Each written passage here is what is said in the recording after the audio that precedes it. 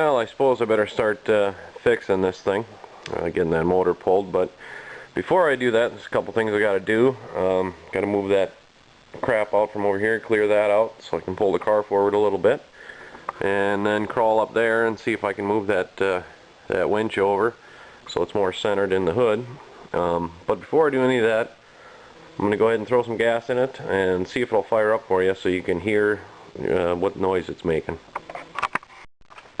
Alright, I've put a little bit of gas on the carb. Let's hop in it and see what happens. See if it'll start and you can hear that knock.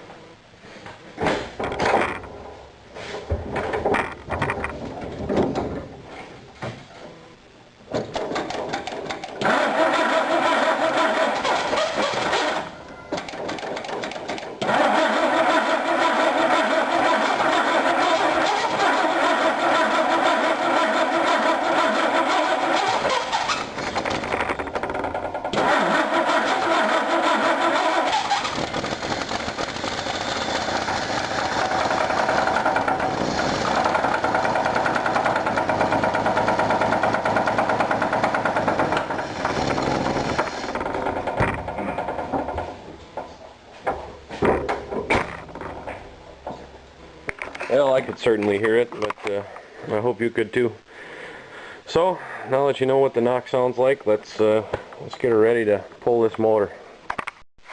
Alright, well, I've got it lined up pretty close to where I want her. I'll have to slide that over just a little bit to even it up with the motor, but that's good. First thing I'm going to do before I even move that is I'm going to go ahead and pull this radiator out so I don't damage it, drain all the coolant, and pull this out, take the hoses off, obviously, and then I'll probably pull this fan out of my way.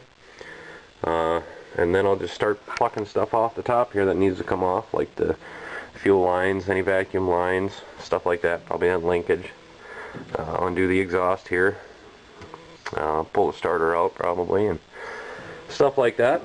And shouldn't take too long, I don't think, to get everything unbolted up top, and then I can go down and start unbolting the engine itself from the transmission. And should go pretty quick, I'm hoping. Well, I've got the radiator out. Pretty simple deal, just these 4 bolts here, and take off the 2 hoses and she comes right out. Also took the fan off and the water pump pulley just in case. Same thing, just 4 bolts, and it comes right out. And then I moved on, starting to take these heater hoses off. I got one off just fine because it has a screw clamp, and then of course this one has these stupid spring clamps, which I absolutely hate, and the end of this hose is all swelled up, so I ended up just yanking on it and it ripped, so that was garbage. I'm gonna need to be replaced anyway, so I'll do that when we put it back together. But now that I got that off, I'll work my way, pull these wires out, set them off to the side, and of course the linkage and everything, and exhaust, and then I'll move underneath.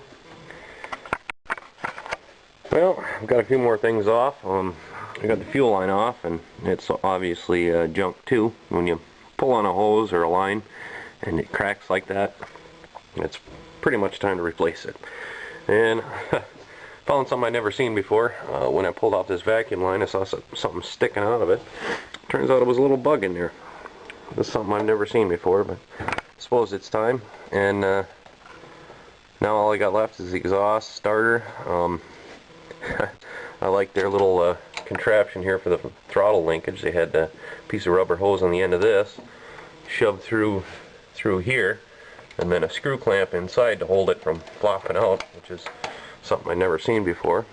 And I'm still kind of debating whether I want to take the hood off and use that upper one, or if I want to go on the other side here and try to dig my cherry picker out and leave the hood on and pull it up if I can. I don't know how much room I'm going to have, but I suppose I can push it back if I do it that way. I don't know, I should have enough room to pull it forward and probably get it up with the hood on if I use the cherry picker, but I don't know. Haven't decided yet. Alright, well, I've got the starter out and I've got the exhaust off. My light is actually unplugged right now because I used the lift here to pull the hood off, which went pretty well. kind of tricky to do by yourself, but if you have one of these, it makes it a lot easier. The only thing you got to do when you're doing it by yourself is watch the corners of the hood, because as soon as you take these off, these bolts out, it'll want to slide down and jam into the hood. So I laid these rags in here on each side, and looks like it protected the hood pretty good, or the fender pretty good. And the hood is not damaged or scratched or anything, so we're good there. Now I can crawl underneath this thing and start with all the bell housing bolts and anything else that might be in my way. And when I'm done with that, I'll come up here and take the motor mounts off and see if we can chain her up and hoist her away. Now, another thing I noticed when I was moving that hood, I'm missing the pin out of here. This thing almost fell out. Good thing I caught it when I did before I started picking up that hood, because it very well could have come down and I would have lost it and damaged stuff, and it would not have been a good thing. So I'll crawl underneath, I'll find a pin for this, and get back to work. Well, there we go, we got it out. A little tricky.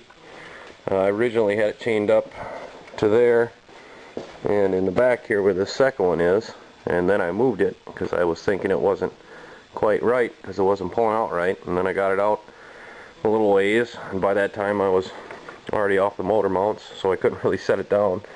So I added another chain to it and bolted it in, and when I did that I probably bent up a little bit of this linkage here, but just minor there, no big deal. Otherwise it came out pretty good. I've got a crowbar slammed under the transmission to hold that up until it's ready to go back in, so I can push it back out of my way. So I guess now all that's left to do is put together that new engine stand I got and throw this on there, and I'll probably start pulling it apart next weekend sometime, and we'll see what the problem was.